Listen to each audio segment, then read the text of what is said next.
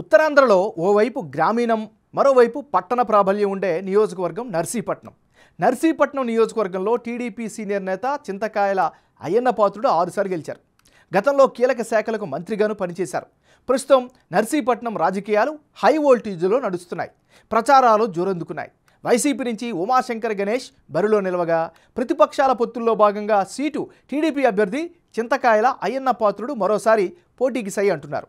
గెలుపు మీద రెండు పార్టీలు ధీమా వ్యక్తం చేస్తున్నా గ్రౌండ్ రియాలిటీ ఎలా ఉంది, ప్రజలు ఏం కోరుకుంటున్నారు? Big TV exclusive election survey 19 సర్వేలో వెల్లడైనటువంటి అంచనాలను ఇప్పుడు చూద్దాం.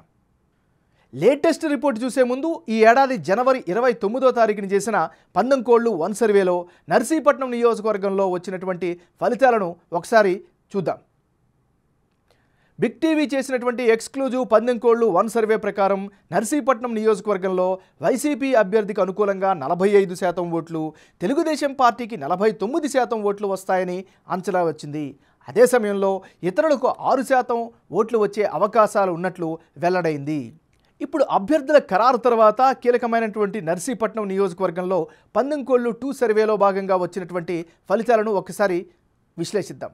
ఇప్పటికిప్పుడు ఎన్నికలు జరిగితే నర్సీపట్నం నియోజకవర్గంలో వైఎస్ఆర్ కాంగ్రెస్ పార్టీకి అనుకూలంగా 44% ఓట్ షేర్ కనిపిస్తోంది. తెలుగుదేశం పార్టీకి 52% ఓట్లు దక్కే ఛాన్సెస్ ఉన్నాయి. ఇతరులకు 4% ఓట్లు వచ్చే అవకాశం ఉన్నట్లుగా వెల్లడైంది. 19 సర్వేకు 19 సర్వే 2 మధ్య జనం అభిప్రాయం ఎలా మారింది?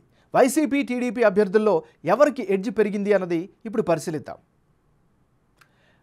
నర్సీపట్నం సెగ్మెంట్లో 19 సర్వేలో భాగంగా వైసీపీ అభ్యర్థి ఉమాశంకర్ గణేష్కు 45% ఓట్ షేర్ వచ్చే ఛాన్స్ కనిపిస్తే తాజా సర్వేలో 44%కి తగ్గింది.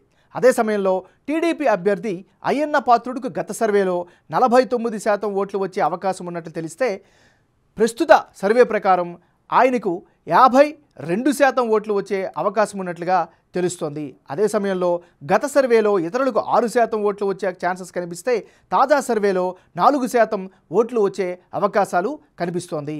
ఓవరాల్గా నర్సీపట్నం నియోజకవర్గంలో టీడీపీ అభ్యర్థికి విజయ అవకాశాలు ఎక్కువగా ఉన్నట్లు తెలుస్తోంది. 2 సర్వేల్లో నర్సీపట్నం నియోజకవర్గంలో అభ్యర్థుల మధ్యన మారిన ఓట్ల శాతం, అందుకు గల కారణాలను ఇప్పుడు పరిశీలిద్దాం. ముందుగా నర్సీపట్నం నియోజకవర్గంలో టీడీపీకి స్ట్రాంగ్ బేస్ ఉండడం వల్ల ఆ పార్టీకి అభ్యర్థికి ప్లస్ పాయింట్గా మారుతోంది. తెలుగుదేశం పార్టీ అభ్యర్థిపై పాజిటివ్ ఇమేజ్ అయితే స్పష్టంగా కనిపిస్తోంది. జనసేన, బీజేపీ, టీడీపీ పొత్తులు ఆ పార్టీకి ప్లస్ పాయింట్గా మారాయి.